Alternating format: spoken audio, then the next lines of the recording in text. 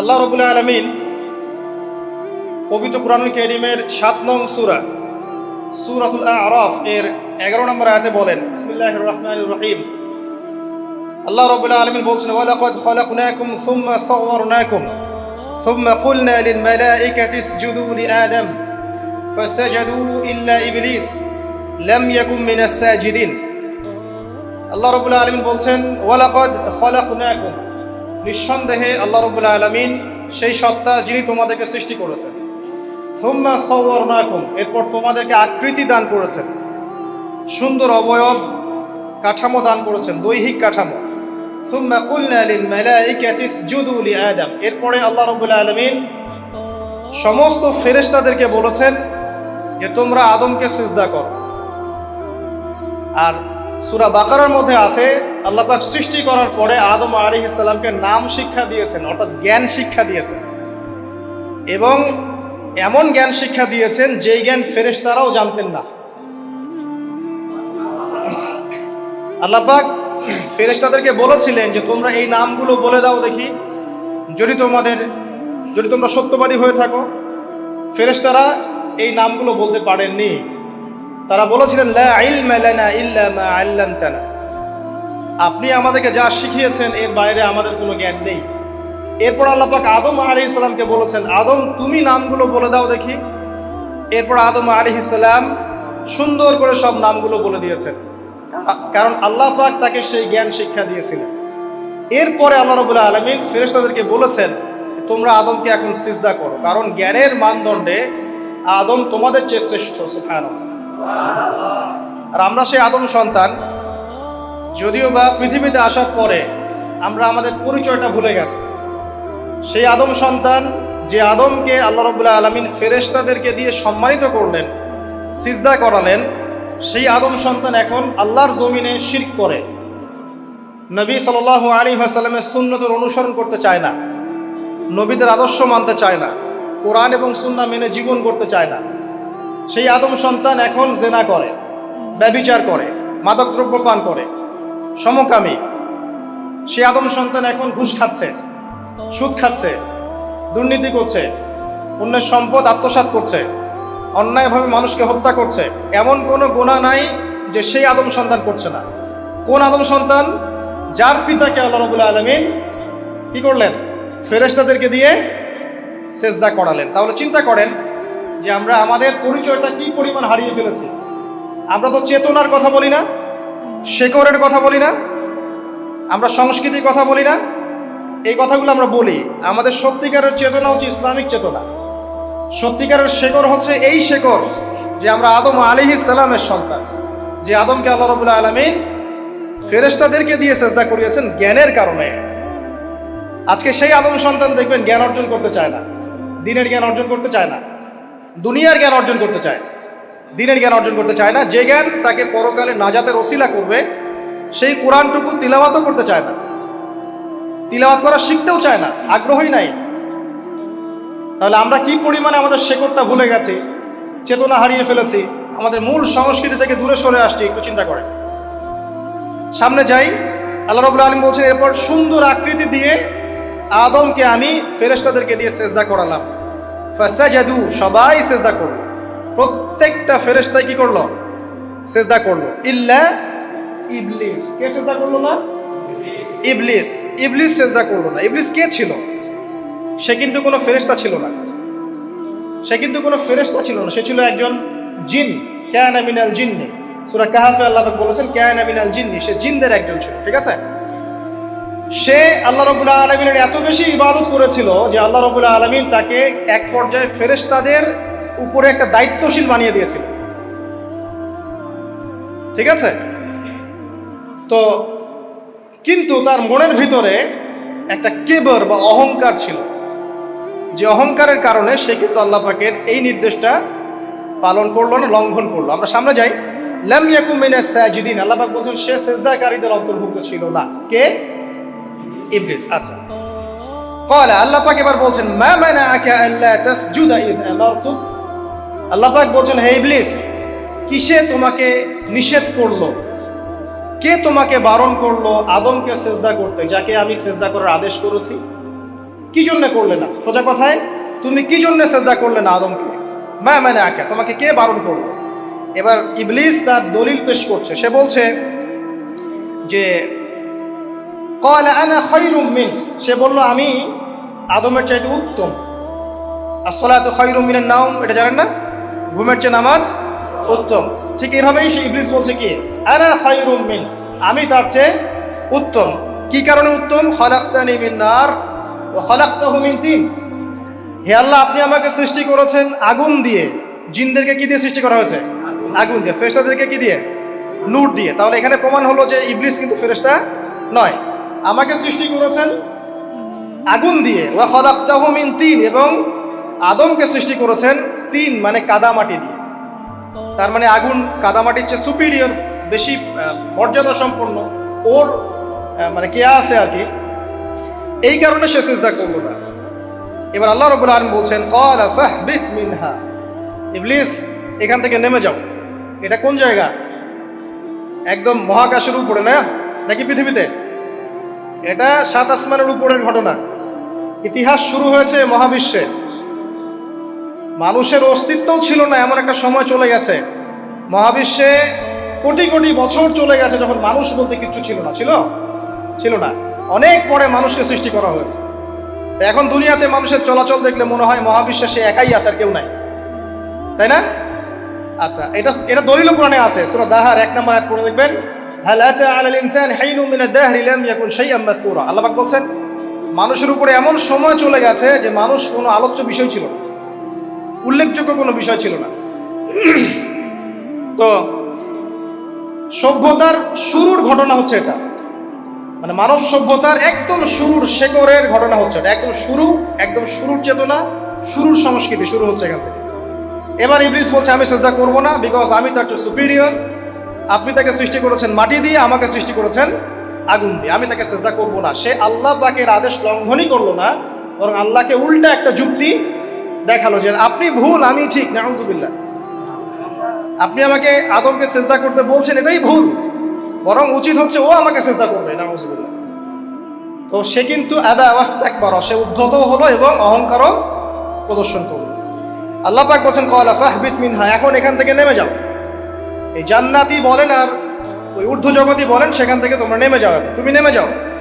ফামা ইয়াকুনু লাকা আন তাতাকাব্বারা ফিহা, এখানে দাঁড়িয়ে তুমি অহংকার করবে এই অধিকার তোমাকে দেয়া হয় নাই। সোজা কথা, আল্লাহ পাক বলছেন এখানে দাঁড়িয়ে তুমি অহংকার করবে এই অধিকার তোমাকে দেয়া হয়নি। আল্লাহ পাক অহংকারীকে পছন্দ করেন না। অহংকারীদেরকে আল্লাহ পাক কিয়ামতের মাঠে পিঁপড়ার মতো উঠাবেন। তাদের আকৃতি মানুষের সমানও হবে না, ছোট ছোট কালো পিঁপড়ার মতো হবে, এবং অন্ধকার ওদেরকে ঢেকে নিবে। তো আমাদের মনে যাদের অহংকার আছে, আল্লাহর ওয়াস্তে অহংকার ছেড়ে দেই। অহংকার ইলমেরও থাকতে পারে। একজনের অনেক বড় ইলমি ডিগ্রি সার্টিফিকেট আছে, অমুক ফারেক তমুক ফারেক, অমুক মুহাদ্দিস অমুক মুফাসসির, ডাবল ডিগ্রি, এটারও অহংকার থাকতে পারে। ঠিক আছে? আবার অনেকের টাকা পয়সার অহংকার থাকে, অনেকের ক্ষমতার অহংকার থাকে, আবার এখনকার মেয়েদের সৌন্দর্যের অহংকার থাকে, থাকে না? এক এক মানুষের এক একটা অহংকার। অহংকারের ডেফিনেশনটা কি? একজন সাহাবী নবী সাল্লাল্লাহু আলাইহি ওয়াসাল্লামকে বলছেন, ইয়া রাসূলুল্লাহ, আমি পছন্দ করি আমার গায়ের পোশাকটা সুন্দর হোক, আমার জুতা সুন্দর হোক, ঠিক আছে, আমার সুগন্ধি ভালো হোক, দামি হোক।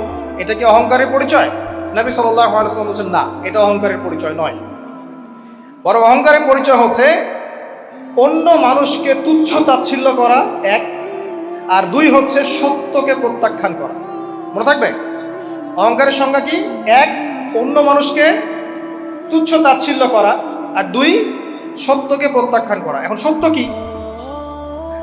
আইনস্টাইনের থিওরি সত্য, নাকি পিথাগোরাসের উপপাদ্যই সত্য, নাকি আমাদের পশ্চিমারা যে সেকুলারিজম, কমিউনিজম, ডেমোক্রেসি ইত্যাদি ইত্যাদি, ন্যাশনালিজম এগুলো দিয়ে দিয়েছে মতবাদগুলো, এগুলি চূড়ান্ত সত্য?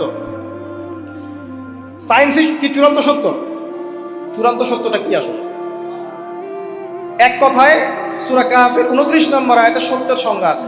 কত নম্বর আয়াতে? সূরা কাহফের 29 নম্বর আয়াতে আল্লাহ পাক বলেন ওয়াকুলিল হাক্কু মির রাব্বিকুম, হে নবী আপনি বলে দিন সত্য সেটাই, ন্যায় অন্যায়ের চূড়ান্ত মানদণ্ড সেটাই, হক বাতিলের চূড়ান্ত মানদণ্ড সেটাই। কোনটা? যেটা তোমার রবের পক্ষ থেকে নাজিল হয়েছে। আমাকে বলেন যে রবের পক্ষ থেকে কি নাজিল হয়েছে? একসময় তাওরাত নাজিল হয়েছিল না, ওটাই হক ছিল। ওই সময় কি ছিল? সেটাই হক ছিল। জাবুর ওই সময়ের কি ছিল? হক। ইনজিল ওই সময়ের হক ছিল। এখন কি আছে আমাদের কাছে? কোরআন এবং এর ব্যাখ্যা হচ্ছে হাদিস। কিয়ামত পর্যন্ত কি অন্য কোনো শরীয়ত আসবে? অন্য কোনো নবী আসবে? কেউ যদি বলে যে অমুকে নবী হবে, সে কি মুসলিম না কাফের? তাহলে কোনো সন্দেহ আছে? যদি কেউ দাবি করে যে মুহাম্মদ সাল্লাল্লাহু আলাইহি ওয়াসাল্লাম শেষ নবী নন, আরো নবী আসতে পারে, নাউজুবিল্লাহ, এবং এই কুফরি আকীদায় বিশ্বাসীকে কেউ যদি কাফের মনে না করে, সেও কাফের হয়ে যেতে পারে। বুঝতে পারছেন? আসেন, তো অহংকারের সংজ্ঞাটা আমরা জেনে নিলাম যে সত্যকে প্রত্যাখ্যান করা, আল্লাহর ওহীকে প্রত্যাখ্যান করা, মানে কোরআন এবং সুন্নাহ থেকে সরে আসা, এটাকে মিথ্যা মনে করা, বা অন্য কোনো মতবাদকে কোরআন সুন্নাহর সমকক্ষ মনে করলেও কুফরি হয়ে যাবে। এরকম মনে করে অন্য একটা মতদর্শ, একটা দর্শন, একটা ফিলোসফিক্যাল থট বা একটা স্কুল অফ থট কোরআন সুন্নাহর চেয়ে ভালো নয়, কিন্তু কোরআন সুন্নাহর সমমানের, এটাও যদি কেউ মনে করে, কাফের। কথা কি বুঝতে পারছেন? এটা হচ্ছে অ্যাবসলিউট ট্রুথ, মানে এটা সত্যের একদম সর্বোচ্চ স্টেজ, এর উপরে আর কিছু নাই। ভুলে গেছিলেন তাই? আচ্ছা, এবার আসেন, আমরা অহংকারের সংজ্ঞা জানলাম, সত্যের সংজ্ঞাও জানলাম। এখানে ইবলিস কি করছে? সে অহংকার প্রদর্শন করছে। সে আল্লাহকে বলছে আপনি ভুল, আমি ঠিক। আদমকে সে তুচ্ছ তাচ্ছিল্য করলো এবং সত্যকে প্রত্যাখ্যান করলো, দুটোই কিন্তু ইবলিস করলো এখানে। আসেন, আল্লাহ পাক বলছেন ফাখরুজ, এখান থেকে বের হয়ে যাও হতভাগ। ফাখরুজ মানে উখরুজ মানে বের হও, অতএব ফাখরুজ, এখান থেকে বের হয়ে যাও। ইন্নাকা মিনাস সাগিরিন, তোমার অহংকার করার কোনো সুযোগ নাই এখানে, তুমি তো ছোট পুত্র। ইন্নাকা মিনাস সাগিরিন, সাগির মানে কি? তুমি এখান থেকে, তুমি বের হয়ে যাও এখান থেকে, তুমি একজন ক্ষুদ্র সত্তা, তোমার এখানে অহংকার করার কিছু নাই। কলা, এবার ইবলিস বলছে, এই জায়গাগুলো খুব ভালো করে শোনেন, আমাদের লেকচারের আসল জায়গায় কিন্তু যাবো। যদি আড়াইটা পর্যন্ত লেকচারটি কোনো সমস্যা আছে? আচ্ছা, তাহলে বসে থাকেন, খাওয়া দাওয়া করে আসছেন তো? আচ্ছা, কলা, এবার ইবলিস বলছে আনজিরনি, শোনেন, ইবলিস বলছে আনজিরনি, হে আল্লাহ আমাকে অবকাশ দিন। কি বলছে? আমাকে অবকাশ দিন। ইলা ইয়াউমি ইউবআসুন, যেই দিন আপনি কিয়ামত ঘটাবেন, যেই দিন সবাইকে পুনরুত্থিত করবেন, ওই দিন পর্যন্ত আমাকে অবকাশ দিন। সূরা বাকারায় আছে, অন্য সূরা আছে, রব্বি আনজিরনি ইলা ইয়াউমি ইউবআসুন। ইবলিস বলছে হে আমার রব। কি বলছে ইবলিস? হে আমার রব। ইবলিস কি তাহলে আস্তিক না নাস্তিক? কথা বলেন, ইবলিস কি আস্তিক না নাস্তিক? আস্তিক। ইবলিস বলছে যে ইয়া রব্বি, রব্বি হে আমার রব, হে আমার প্রতিপালক। আল্লাহকে ইবলিস বলছে হে আমার প্রতিপালক, আনজিরনি আমাকে অবকাশ দিন, ইলা ইয়াউমি ইউবআসুন, কিয়ামত দিবস পর্যন্ত, বা যেদিন আপনি পুরো মানব জাতিকে উঠাবেন কবর থেকে, আবার ওই দিন পর্যন্ত আমাকে অবকাশ দিন। তার মানে কিয়ামত যে হবে এটা নতুন করে লেখা হয় নাই, সভ্যতায় হিস্ট্রির শুরু থেকে কিয়ামত ছিল। কথা বুঝতে পারছেন? ফেরেশতারাও জানতেন যে একদিন মহাবিশ্ব ধ্বংস হয়ে যাবে। যখন পৃথিবীতে মানুষকে পাঠানো হয়নি তার আগেই ফেরেশতারা জানতেন, আল্লাহ পাকের ইলমে ছিল এবং তিনি এটা ফয়সালা করে দিয়েছিলেন যে একদিন এই পুরো মহাবিশ্বই ধ্বংস হয়ে যাবে। ইবলিস আগে থেকে জানতো যে কিয়ামত হবে, এই জন্য সে বলছে আমাকে কিয়ামত পর্যন্ত অবকাশ দিন। আল্লাহ পাক এবার কি বলছেন দেখেন, ইবলিস আল্লাহর কাছে চাইলো, আল্লাহ পাক তাও তাকে ফেরত দিলেন না। আর আমরা আল্লাহর কাছে চাইতে এখন হতাশা হয়ে যায় না, দোয়া করতে থাকি আর বলি যে আমার দোয়া তো কবুল হচ্ছে না। আর যে ইবলিস একটা জিনিস চাইলো, আল্লাহ পাক বললেন ক্বালা ইন্নাকা মিনাল মুনজারিন, যাও তুমি অবকাশপ্রাপ্তদের একজন, তোমাকে অবকাশ দেয়া হলো। এক কথায় তোমার দোয়া কবুল করা হয়েছে, তোমার অবকাশ তোমাকে দেয়া হলো, কারণ আল্লাহ পাক এটা পরীক্ষা করবেন ইবলিসকে দিয়ে, মানব জাতিকে। ক্বালা, এবার ইবলিসের চ্যালেঞ্জ শোনেন, এটাই আমাদের আজকের লেকচারের মূল পয়েন্ট। এই জায়গা থেকে ইবলিস চ্যালেঞ্জ করছে। কি চ্যালেঞ্জ করছে? ফাবিমা আগওয়াইতানি, হে আল্লাহ আপনি যে কারণে আমাকে বিচ্যুত করলেন, মানে আমি আমার যে কৃতকর্মের কারণে আপনার রহমত থেকে বঞ্চিত হয়ে গেলাম, ঠিক আছে, লাআকউদান্না লাহুম সিরাতাকাল মুস্তাকিম, আমি সেই আদমের এবং আদমের সন্তানের সরল পথে ওত পেতে বসে থাকব। কথাটা ভালো করে বোঝেন। ইবলিস চ্যালেঞ্জ করলো কাকে? আল্লাহকে। যে কারণে আল্লাহ আপনি আমাকে বহিষ্কার করলেন, এখন আমি কি করব? আমি এই আদম সন্তানের সরল পথে, আপনাকে পাওয়ার এই পথে, পথের আনাচে কানাচে আমি ওত পেতে বসে থাকব।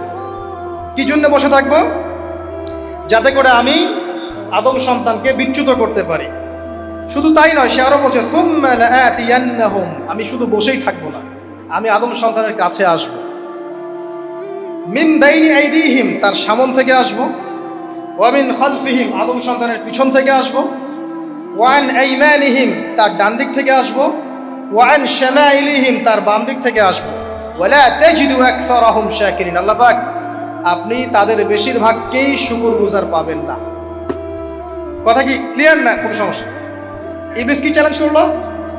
আমি শুধু বসেই থাকবো না, ডান দিক থেকে আসব, বাম দিক থেকে আসব, সামন থেকে আসব, পিছন থেকে আসব, আমি আদম সন্তানকে পথভ্রষ্ট করেই ছাড়বো, আপনি আদম সন্তানের বেশিরভাগকে পথভ্রষ্ট পাবেন।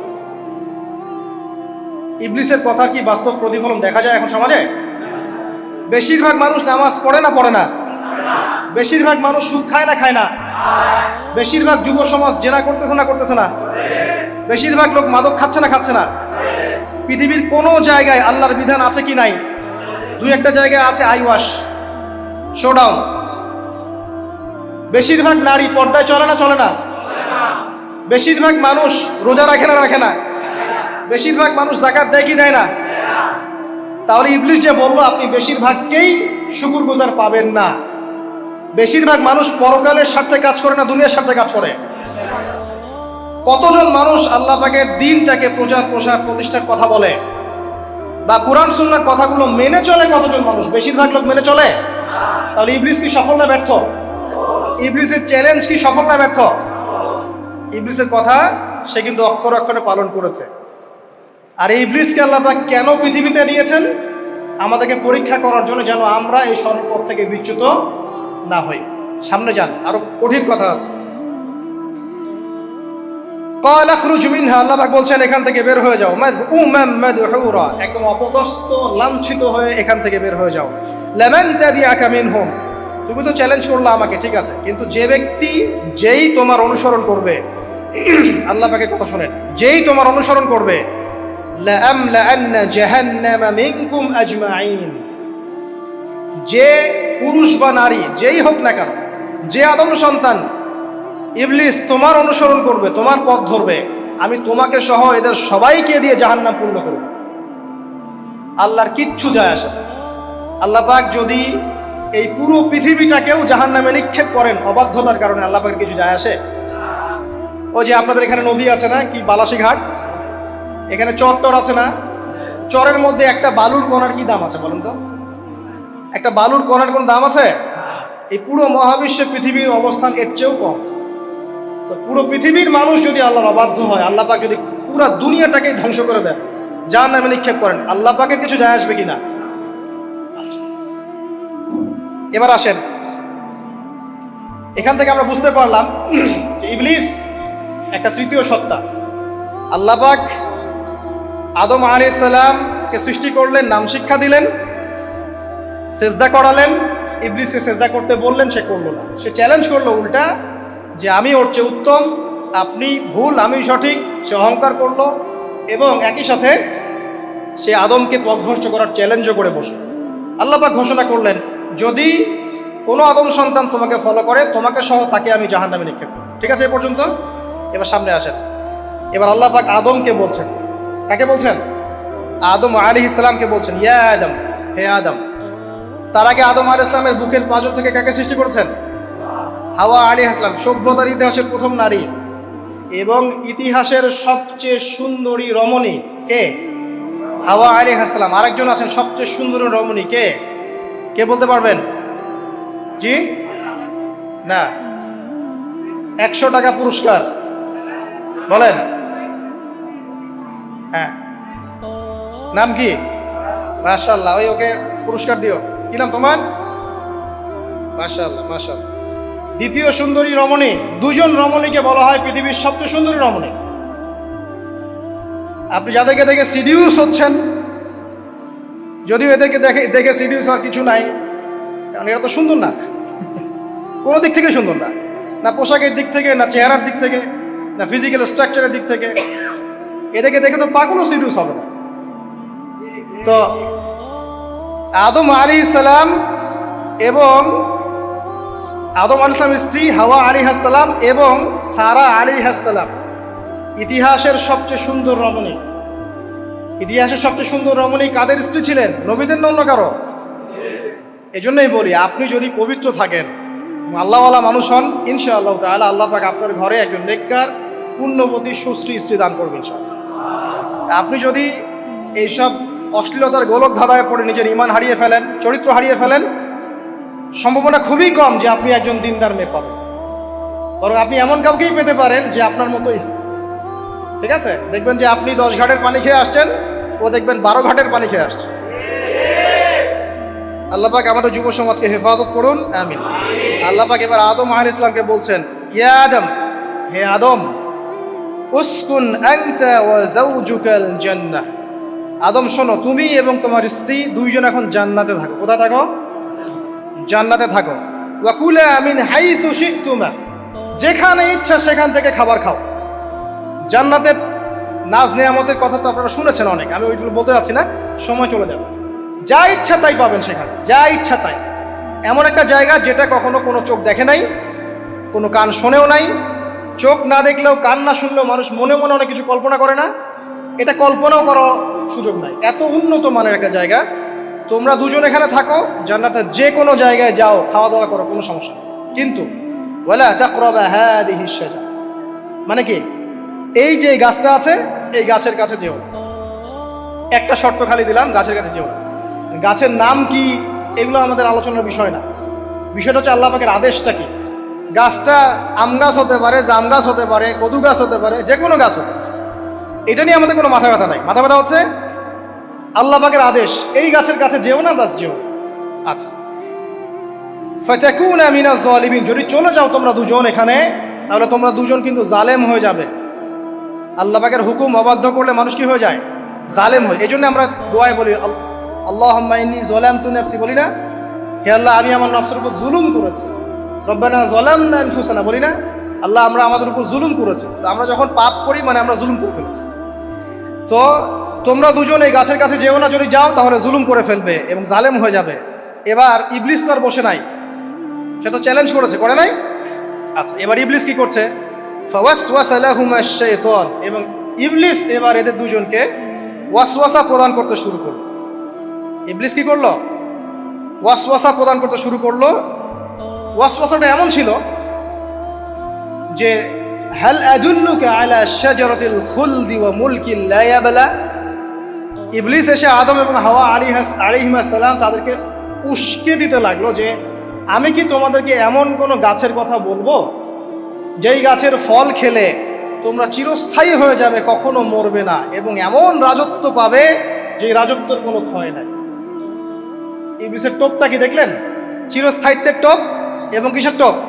রাজত্বের টোপ। এটা সূরা তহার মধ্যে আছে। অন্য সূরায় আছে যে, আমি কি বলে দিব এমন গাছের কথা যেই গাছের ফল খেলে তোমরা ফেরেশতা হয়ে যাবে, কখনো মরবে না। তাহলে চিরস্থায়িত্বের টোপ এবং এই যে কিসের? রাজত্বের এই যে টোপ, এই দুইটা হচ্ছে মানুষকে আল্লাহর পথ থেকে ডিসিভ করার একটা মানদণ্ড। কথা বুঝতে পারছেন?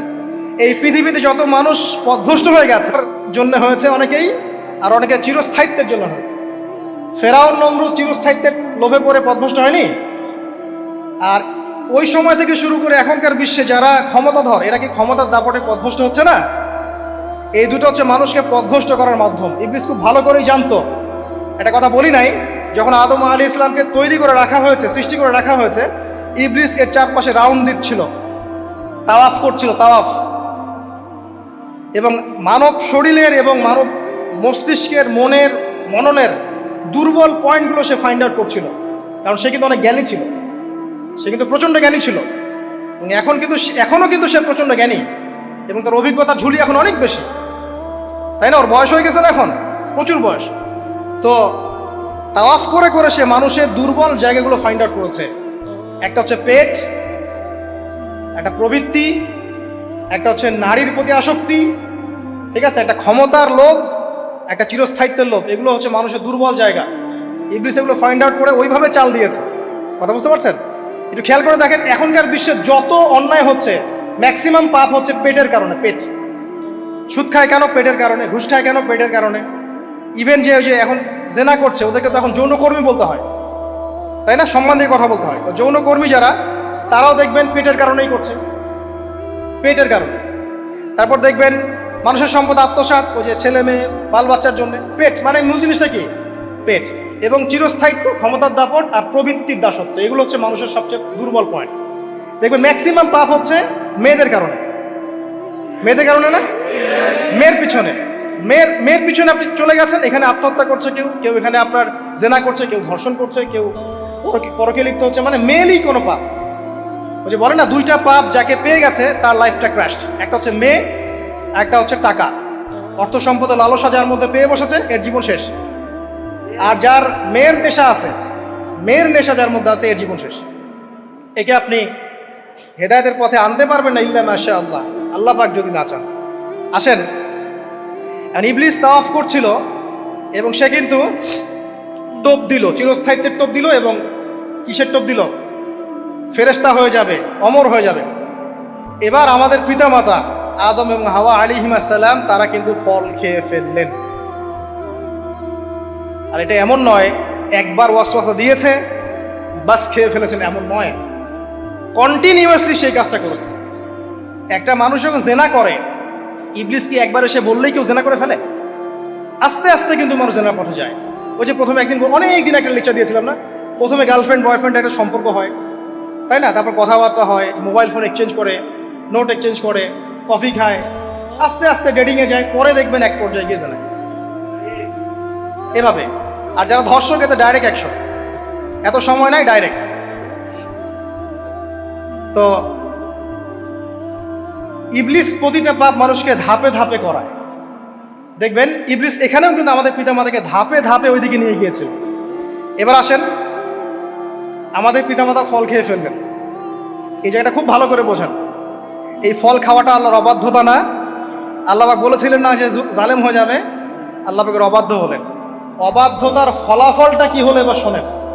আমরা সবাই জানি অবাধ্যতার ফলাফল কি, আল্লাহ পাক জান্নাত থেকে নামিয়ে দিয়েছেন, তাই তো? এর আগে আরেকটা ফলাফল হয়েছে।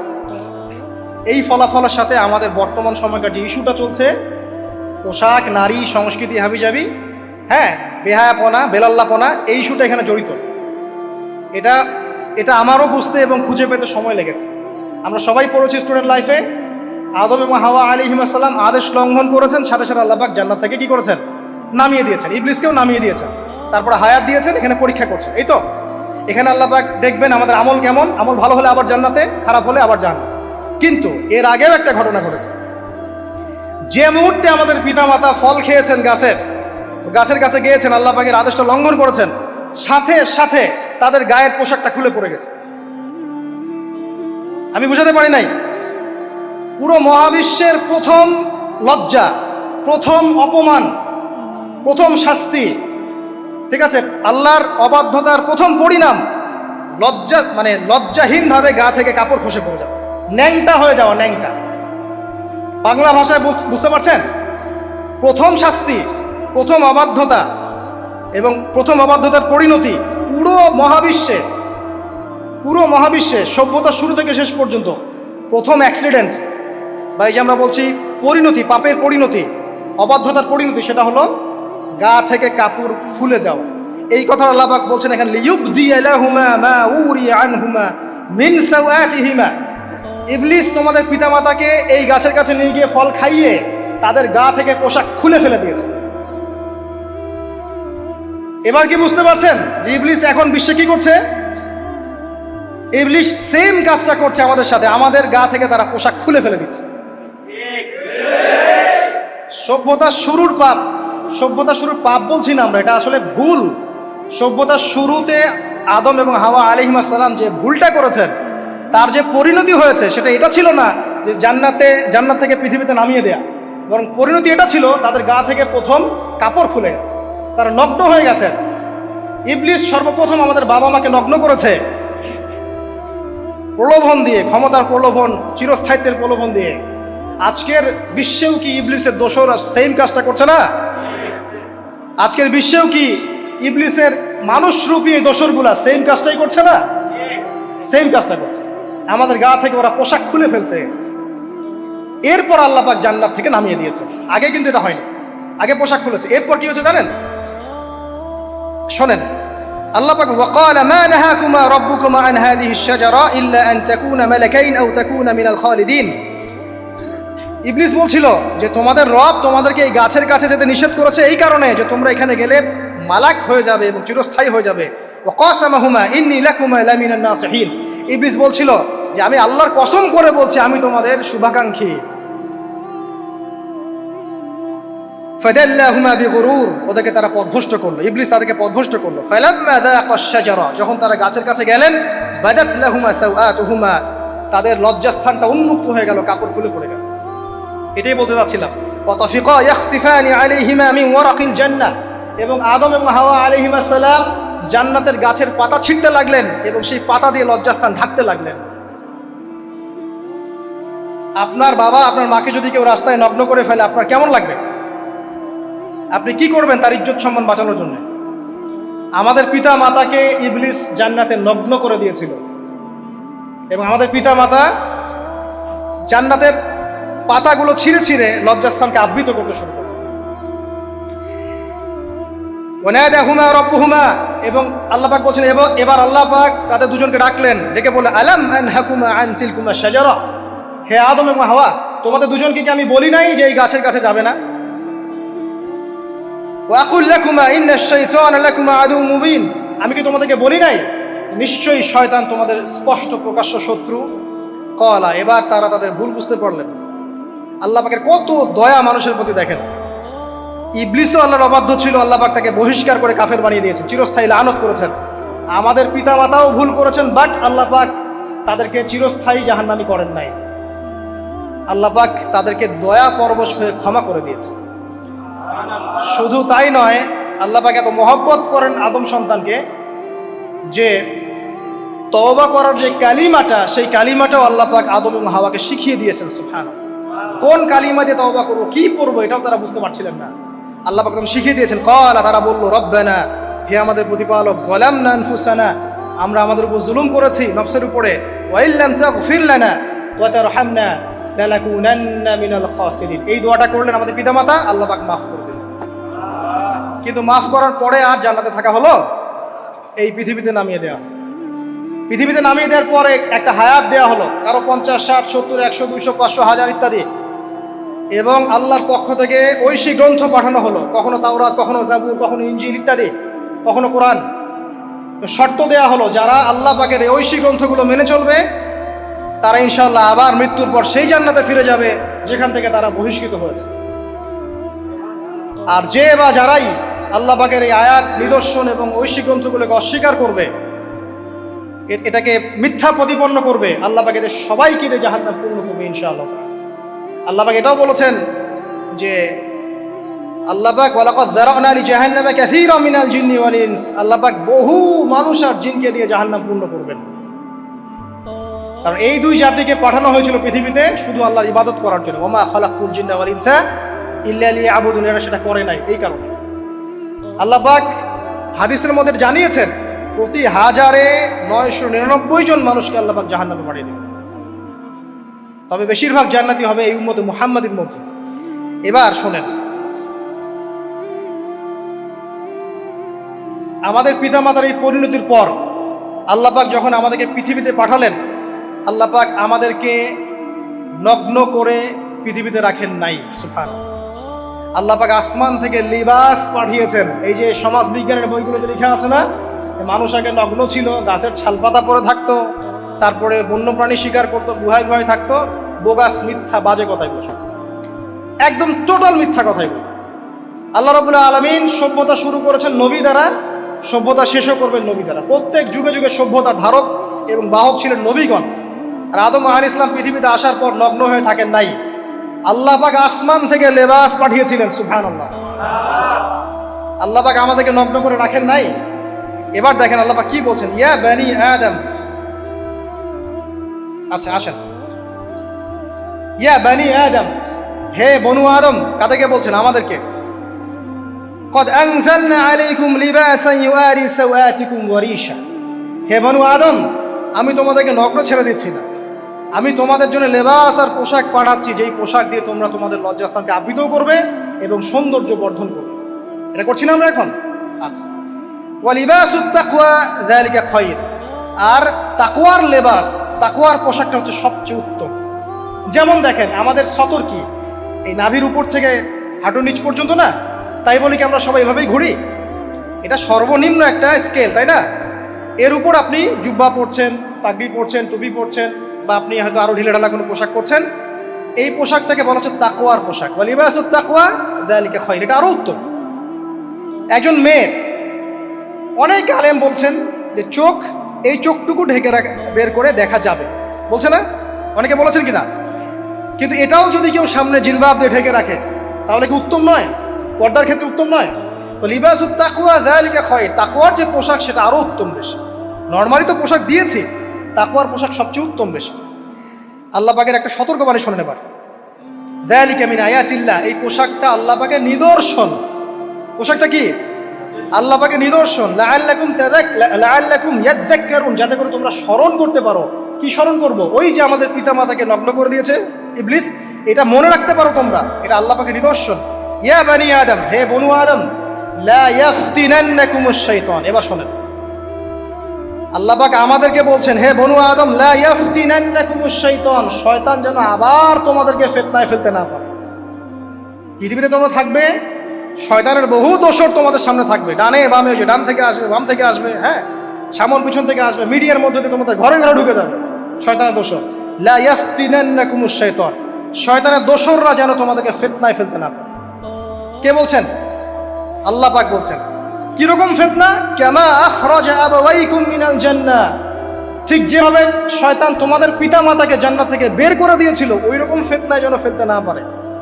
ঠিক আছে? ওয়ায়ানজিউ আনহুমা লিবাসাহুমা, এবং শয়তান তোমাদের পিতা মাতার লেবাস খুলে ফেলেছিল, নগ্ন করে দিয়েছিল, নগ্নতা, বেহায়াপন, অশ্লীলতা শিখিয়েছিল, ওইদিকে ধাবিত করতে চেয়েছিল। শয়তানের দোসররা যেন এটা করতে তোমাদের সাথে না পারে, সতর্ক থাকবে। লিউরিয়াহুমা সাওআতিহিমা, যাতে করে তোমাদের লজ্জাস্থানটা উন্মুক্ত হয়ে যায়। ইন্নাহু ইয়ারাকুম, নিশ্চয় শয়তান তোমাদের সবাইকে দেখতে পায়।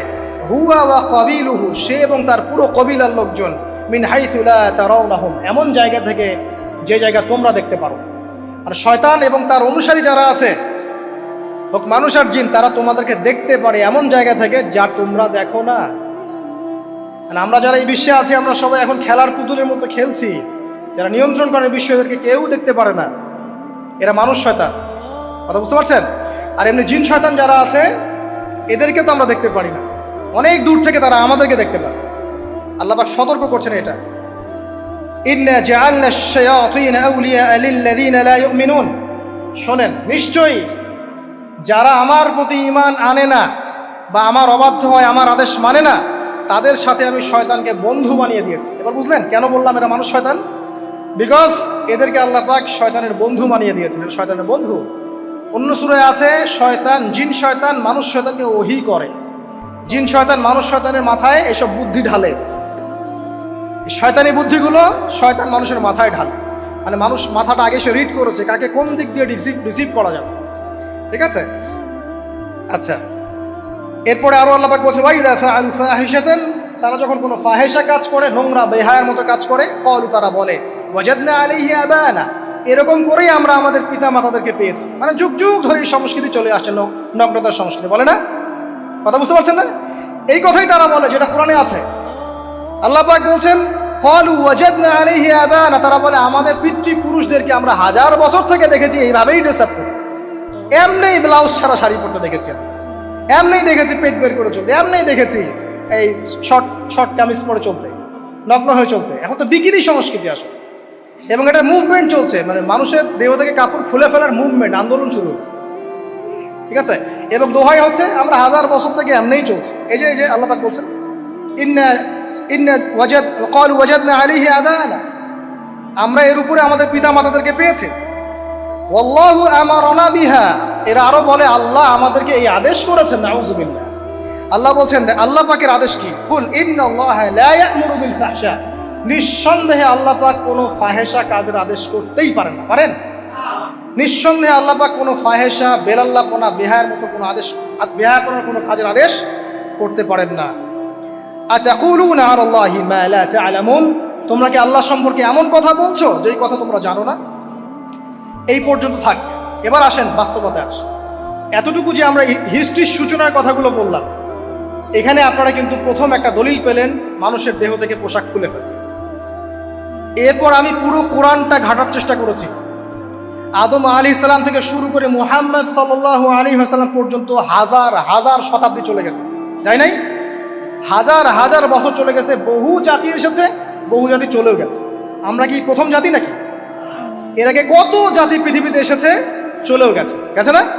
আচ্ছা, কোরআন ঘেটে ঘেটে ক্লান্ত হয়ে যাওয়ার পর আমরা এমন কোনো জাতি পাচ্ছি না যাদের কথা আল্লাহ পাক বলেছেন যে আমি তাদেরকে ধ্বংস করেছি অশ্লীলতার কারণে বা এই আপনার বেলাল্লাপনার কারণে বা ফাহেসা কাজের কারণে। সরাসরি এই একটা কারণ দেখে আল্লাহ পাক কোনো কওমকে ধ্বংস করেছেন খুব রেয়ার, খুঁজে পাওয়া যাচ্ছে না। শুধু 3টা জায়গা বের করতে পেরেছি। কয়টা জায়গা? 3টা। 1 নম্বর দেখেন, আদম আলাইহিস সালাম পরে নূহ আলাইহিস সালাম না, এই জাতিটাকে আল্লাহ পাক ধ্বংস করেছেন না? এই ধ্বংসটাকে আল্লাহ পাক এই বেপরদামির কারণে করেছেন, অশ্লীলতার কারণে করেছেন, পোশাকের অপসংস্কৃতির কারণে করেছেন? করেন না, শিরকের কারণে করেছেন। কি কারণে? শিরক। আল্লাহ পাক সবাইকে ডুবিয়ে মেরেছেন, কিন্তু ওরা যে নগ্ন পোশাক পরে রাস্তাঘাটে চলাফেরা করতো এই কথাটা কিন্তু আল্লাহ পাক বলেন। তার মানে ওদের পাপ এটা ছিল না। এরপর ইব্রাহিম আলাইহিস সালামের কওম কি এই কারণে ধ্বংস হয়েছে? অশ্লীলতার কারণে ধ্বংস হয়েছে? বেহায়াপনার কারণে ধ্বংস হয়েছে? নগ্নতার সংস্কৃতির অপচর্চার কারণে ধ্বংস হয়েছে? না। শিরকের কারণে। আদ জাতি এই কারণে? না। সামুদ জাতি এই কারণে? না। একটা জাতি পাওয়া যায়, তার নাম কওমে লূত। কি নাম? কওমে লূত। এই লূত কওম ছিল সমকামী। তারা মেয়েদের সাথে বিবাহ বন্ধনে আবদ্ধ হতো না, বরং ছেলেদের ছেলে ছেলে জেনা করতো না। এই একটা জাতি পাচ্ছি ইতিহাসে যারা অশ্লীলতার কারণে, ফাহেসা কাজের কারণে, সমকামিতার কারণে, নোংরামির কারণে আল্লাহ পাক পুরো উপরে উঠিয়ে নিচে নামিয়ে ধসিয়ে দিয়েছে। এই একটা জাতি পেলাম। আর একটা জাতি পাওয়া যায়, তার নাম হচ্ছে বানু ইসরাইল। কি নাম? বানু ইসরাইল। আল্লাহ রাসূল সাল্লাল্লাহু আলাইহি ওয়াসাল্লাম বলছেন যে তোমরা দুনিয়া থেকে বেঁচে থাকো এবং নারীর ফিতনা থেকে বেঁচে থাকো। কারণ বানু ইসরাইল মানে মূসা আলাইহিস সালামের যে কওম ছিল, এই কওমের মধ্যে প্রথম ফিতনা দেখা দিয়েছিল মেয়েদের ব্যাপারে। এই একটা পেলাম যে মেয়েদের কারণে, বেহায়াপনার কারণে, অশ্লীল পোশাকের কারণে, নগ্নতার কারণে একটা সভ্যতাকে আল্লাহ পাক শাস্তি দিয়েছে। 2টা পাওয়া গেল, ঠিক আছে? 1, 2, একটা লূত, একটা হচ্ছে বানু ইসরাইল, ঠিক আছে? আর একটা পাওয়া যায় এটা জোর করে, সেটা হলো নবী মুহাম্মদ সাল্লাল্লাহু আলাইহি ওয়াসাল্লাম নবী হওয়ার ঠিক আগের সময়টা, যেটাকে আমরা কি বলি আইয়ামে জাহেলিয়াত। ওই সময়ে মেয়েদের জেনাটা ব্যাপক ছিল, ব্যভিচারটা ব্যাপক ছিল, পরকীয়াও ছিল, বৈবাহিক তেমন কোনো অধিকার ছিল না। এমনও হতো যে একটা মেয়ের সাথে 8-10 জন পুরুষ সহবাস করতো, করার পরে সেই মেয়ে যখন গর্ভবতী হতো, তার বাচ্চা প্রসব করার পর সেই মেয়ে 10 জনকে ডেকে দাঁড় করাতো, দাঁড় করিয়ে বলতো যে অমুকে হচ্ছে আমার এই বাচ্চার বাপ, তারপরে এর সাথে বিয়ে হতো। চিন্তা করতে পারেন তো? নারীদের যে বৈষয়িক অধিকার, ধর্মীয় অধিকার, আপনার পোশাকের অধিকার, শালীনতার অধিকার, সম্পত্তির অধিকার, এগুলো ছিল না ওই সময়। এই একটা সভ্যতা পাওয়া যাচ্ছে। তাহলে 3টা আমরা বের করতে পারলাম, কথা ঠিক আছে? আচ্ছা, এবার আসেন এই 3টা সভ্যতার পর নবী সাল্লাল্লাহু আলাইহি ওয়াসাল্লাম যখন নবী হলেন, তখন তিনি সমস্ত অশ্লীলতার শেকড়টাকে উপরে ফেলে দিলেন।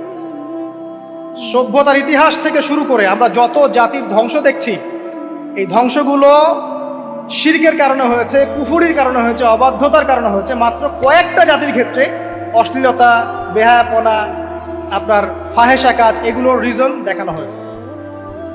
তো এ থেকে একটা বিষয় প্রমাণ করা যায়, এই কথাটা ভালো করে বোঝেন। এ থেকে একটা বিষয় প্রমাণ করা যায় যে যত সভ্যতা ধ্বংস হয়ে গেছে, ওই সভ্যতার মানুষরা আর যাই করুক না কেন, তাদের পোশাক আশাক ঠিকঠাক ছিল। কথা বুঝতে পারছেন না? যত সভ্যতা ধ্বংস হয়ে গেছে, আদ, সামুদ, নূহ, ফেরাউন, ঠিক আছে, যত সভ্যতা ধ্বংস হয়ে গেছে, তাদের আর যত পাপী থাক, হয়তো কেউ অহংকারী ছিল, কেউ কুফরি করেছে, কেউ শিরিক করেছে, হ্যাঁ, কেউ সন্তানদেরকে হত্যা করেছে, কেউ মানুষ হত্যা করেছে, কেউ জুলুম করেছে, কেউ অহংকার করেছে ইত্যাদি, কিন্তু তাদের পোশাক আশাক শতাব্দীর পর শতাব্দী ঠিকঠাকই ছিল। এটা নিয়ে আল্লাহ পাক কোরআনে খুব বেশি কথা বলেন না। তার মানে বোঝা যায় যে এটা রিমার্কেবল কোনো কথা বলার বিষয় ছিল না, আল্লাহ পাক বলেন। অর্থাৎ যুগ যুগ ধরে মানুষের শালীনতার পোশাকটা ঠিকই ছিল, কারণ মানুষ জানতো যে তাদের পিতামাতাকে আল্লাহ পাক তাদের পিতামাতাকে ইবলিস নগ্ন করে দিয়েছিল জান্নাতে। এই কথাটা মানুষের মাথার মধ্যে ছিলই, এবং বিভিন্ন ধর্মগ্রন্থে এটার অস্তিত্ব আছে। আপনি শুধু ইসলাম না, অন্য যে কোনো ধর্মগ্রন্থ ঘাটেন, হিন্দু ধর্মগ্রন্থ ঘাটেন, সেখানে দেখবেন বলা হচ্ছে যেন মেয়েরা পর্দায় থাকে। দেখেন, পরে দেখেন, বেদের মধ্যে এটা আছে, আমি গতকালকেও স্টাডি করেছি। এবং খ্রিস্টান ধর্মগ্রন্থ পড়েন, সেখানে দেখবেন লেখা আছে, ওদের যে ওল্ড নিউ টেস্টামেন্টে আছে, দেখবেন যে যারা মাথার চুল দেখিয়ে বেড়ায় তাদের শাস্তির কথা বলা হয় যে চুল যেন কেটে দেয়া, ওদের ধর্মগ্রন্থে আছে। যারা জিউস, যারা পুরো বিশ্বে মুসলিমদেরকে অত্যাচার করে থাকে, এদের ধর্মগ্রন্থেও পর্যন্ত আছে যে যখন ইসহাক আসছিলেন, একজন নারী জিজ্ঞাসা করলেন কে আসছেন, তার ভৃত্য বললেন যে আমার প্রভু আসছেন, তখন তিনি নেমে নিজে একটা ঢিলেঢালা পোশাক পরলেন, তারপর সামনে গেলেন। শুধুমাত্র ইসলাম ধর্মে নয়, যত ধর্ম চলে গেছে পৃথিবীতে, সমস্ত ধর্মের মধ্যেই নারীদের শালীন পোশাকের কথাটা বর্ণিত আছে এখন পর্যন্ত। তার মানে যারা এখন অশালীন বিষয়ের দিকে মানুষকে ধাবিত করতে চায়, এদের আসলে কোনো ধর্ম নাই। ধর্মের সাথে এদের কোনো সম্পর্ক আসলে না। আর আমরা কিন্তু কথা বলছি ধর্মের বেসিসে, হোক সেটা হিন্দুইজম বা খ্রিস্টানিজম বা জিউডিজম বা ইসলাম, আমরা ধর্মের বেইজে কথা বলছি। এখন যদি কেউ বলে ধর্মতাত্ত্বিক কথাবার্তা দিয়ে এসবে দলিল দিবেন না, তাহলে তার সাথে একটা ডিবেট হবে আল্লাহ আছেন কি নাই। যদি আমরা ডিবেটে জয়লাভ করি হ্যাঁ আল্লাহ বলে একজন আছেন, তাহলে আল্লাহ পাকের বিধান কোনটা, এখন চলমান সর্বশেষ বিধান কোনটা, এটাতে আসতে হবে ডিবেট 1 আল্লাহ আছে কি নাই, ডিবেট 2 আল্লাহ পাকের সর্বশেষ ধর্মগ্রন্থ কোনটা। এই তো, এই দুইটাতে আমরা যদি জয়লাভ করি, এবং ইনশাল্লাহ আমরা সেটা করবো, এটাতে আমাদের কেউ ঠেকাতে পারবেন ইনশাল্লাহ, এটাই সত্য, তাহলে মানুষের উপর ওয়াজিব হয়ে যাবে এটার উপর আমল করা। এখন আমরা এর বেসিসে দেখবো কোনটা ঠিক কোনটা বেঠিক, তাই না, কোনটা সত্য কোনটা মিথ্যা, কোনটা ন্যায় কোনটা অন্যায়, তখন আমরা এর বেসিসে দেখবো, অন্য কোনো ভিত্তির বেসিসে দেখবো। এখানে চেতনা, যুগ যুগ ধরে চলে আসা সংস্কৃতি, আমাদের বাপদাদা দোহাই, এইসব ইস্যু টানা যাবে না।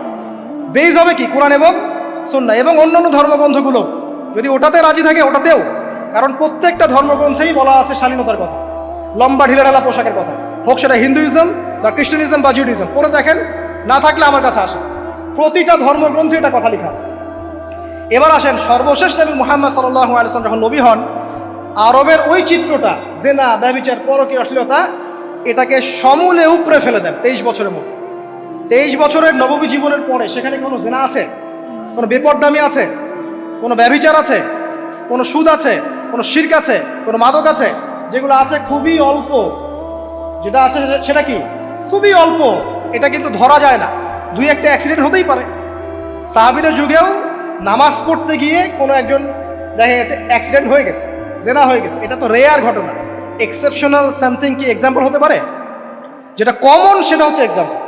মানে আপনি বলবেন যে মেয়েদের শালীনতার কথা এবং এর কারণে ধর্ষণের সংখ্যা বৃদ্ধি হচ্ছে, এই কথা আপনি যখন বলবেন, কিছু মানুষ আপনাকে বলবে যে তাহলে বোরখাওয়ালা মেয়ে কেন ধর্ষিত হচ্ছে, তাহলে বাচ্চা কেন ধর্ষিত হচ্ছে। আপনাকে বলছি পরিসংখ্যানটা কতটুকু, কেন হচ্ছে সেটা আমরা জবাব দিব, আগে বলছি পরিসংখ্যান কতটুকু।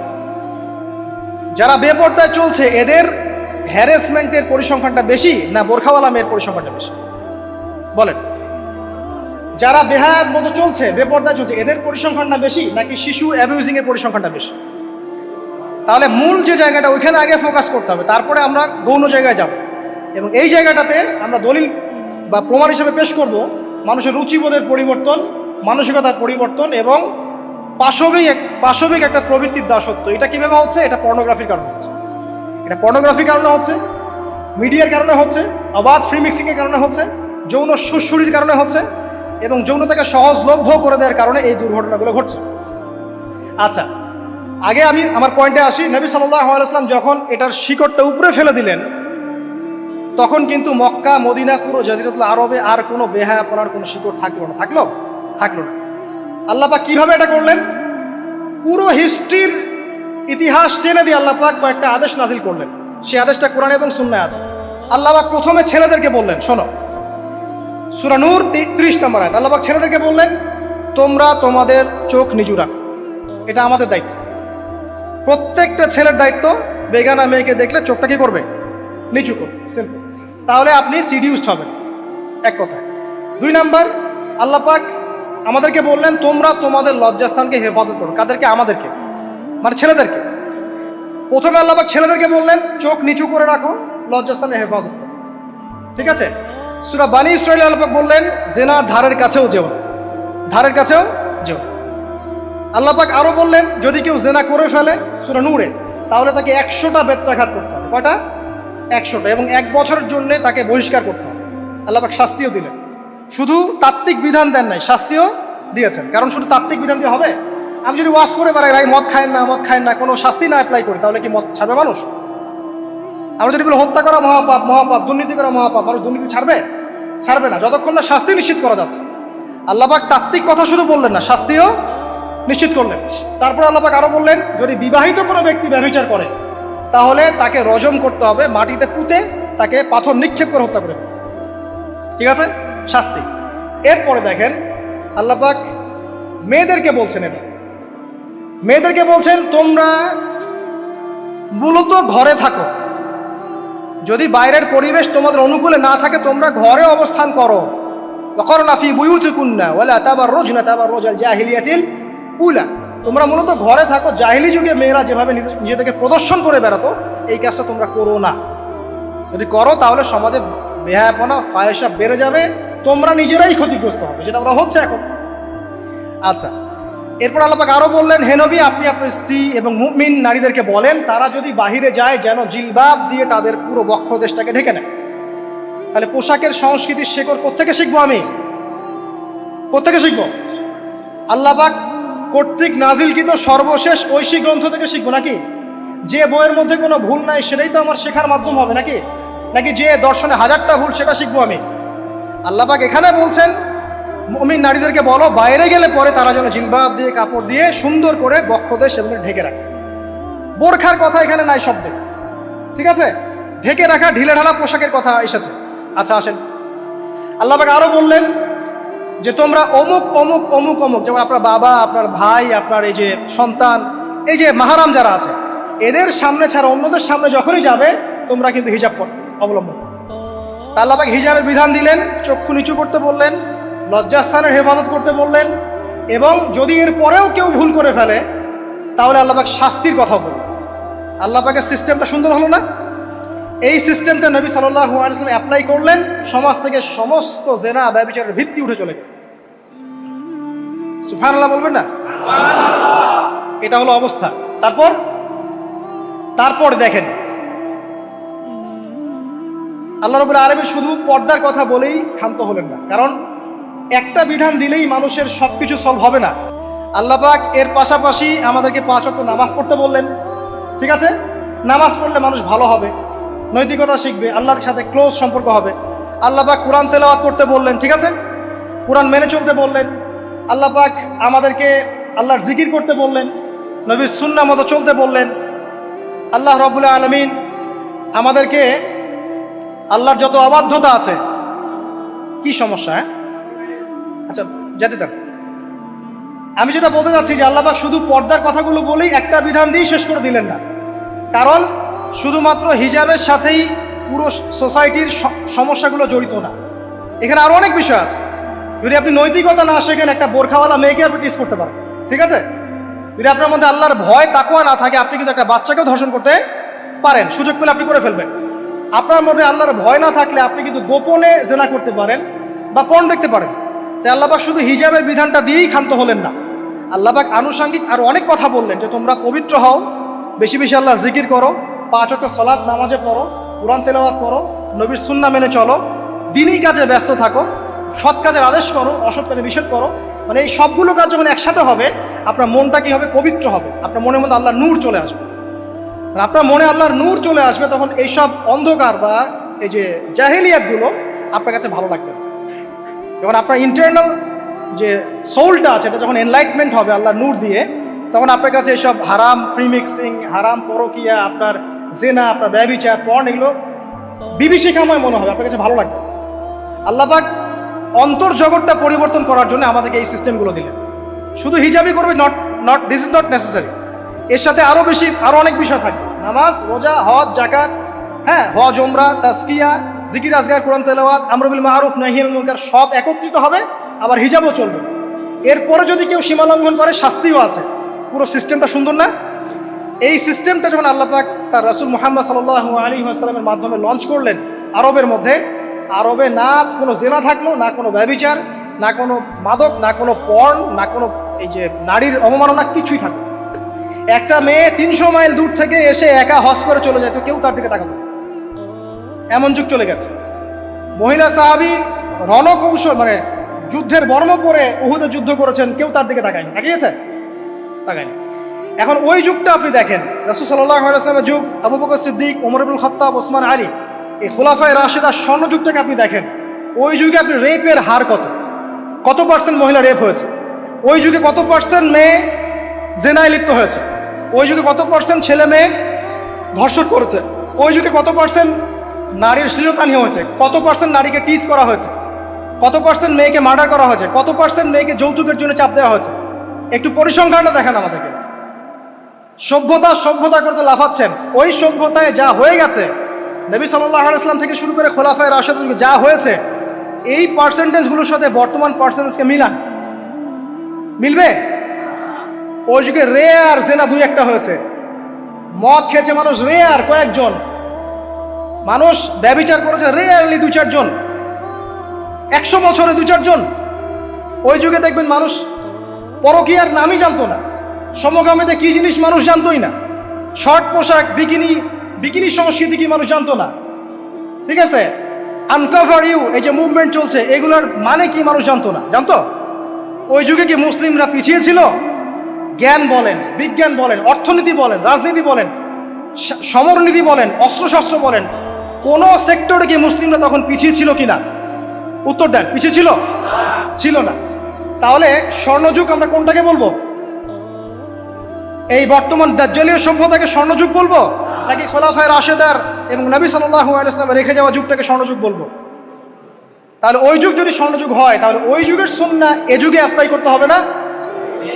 তাহলে ওই যুগের সমস্যা যেমন দূর হয়েছে, এই যুগের সমস্যা দূর হবে না? এই সহজ বাংলা কথাটা বললে কি আমরা মৌলবাদী হয়ে যাব? এই সহজ বাংলা কথা বুঝতে গিয়ে কি আমি ধর্মান্ধ হয়ে যাব, ব্যাকডেটেড হয়ে যাব? এই কথাটা আমরা বলতে এখন সাহস পাই না। কি কারণ? সভ্যতার ইতিহাস ঘেটে দেখেন, ওই সভ্যতাই ছিল জ্ঞানে, শিল্পে, অস্ত্রে, প্রযুক্তিতে, অর্থনীতিতে মুসলিমরা একদম স্বর্ণশিখরে। কোনো একজন মুসলিমকে হত্যা করার কেউ সাহস করেছিল? একজন মুসলিম নারীকে ধর্ষণ করার কেউ সাহস করেছে?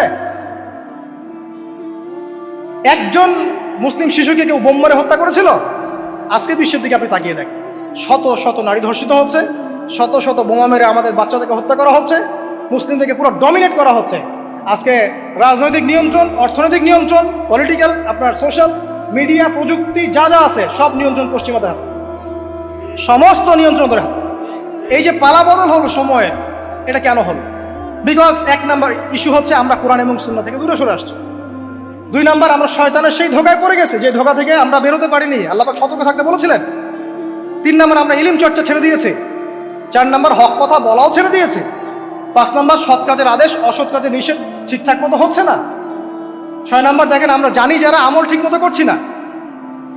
7 নাম্বার, আমরা বক ধার্মিক হয়েছে, বক ধার্মিক, খালি নামাজ, রোজা, হজ, যাকাত আর তাসবির মধ্যে ইসলাম, বাকি কোনো জায়গায় ইসলাম নাই, কোনো জায়গায় ইসলাম নাই। সমস্যা এগুলা দেখবেন, পরিবারের কাঠামো ভেঙে যাচ্ছে। আমরা কোরআন সুন্নাহকে হাতে নিয়ে ওয়ার্ল্ডকে চ্যালেঞ্জ করতে পারি নাই, ডিল করতে পারি নাই। এবং পশ্চিমা এবং অন্যান্য সভ্যতার যে নোংরা মতাদর্শগুলো আছে, এগুলোকে ঢালাওভাবে আমরা গ্রহণ করেছি এবং আস্তে আস্তে আস্তে আস্তে পুরো মুসলিম বিশ্বে এগুলো ছড়িয়ে গেছে। এখন আপনি পেপার পত্রিকা খুললে দেখবেন 4টা 5টা 10টা ধর্ষণ, এই মেয়ে রেপ, এই মেয়ে ডাকাতি, ওইখানে হত্যা, এখানে যৌতুক, এখানে অমুক তমুক, সুদ, ঘুষ, জেনা, ব্যভিচার, নিত্য নৈমিত্তিক ব্যাপার। কারো এগুলো নিয়ে কোনো মাথা ব্যথাও নাই, এগুলো খুব সিম্পল সাধারণ ব্যাপার এখন আমাদের কাছে।